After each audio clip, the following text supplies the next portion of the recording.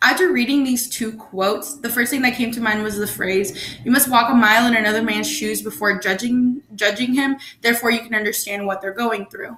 I do believe it's really important to imagine yourself in another person's life in order to make a connection and an empathetic understanding of their situation, because if you don't, then there's really no sense of community. And that's kind of what life is all about, finding connections with other people and creating a community around you that makes you feel safe.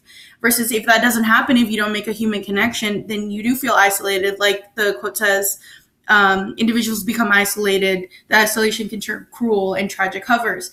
That does happen if you feel like no one understands you because no one is imagining themselves in your life, then that can be a real struggle.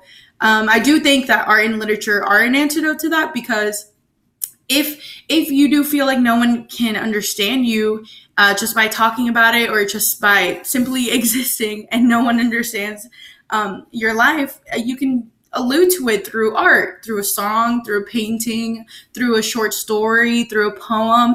And that it's really beautiful that people can do that and channel their emotions through that.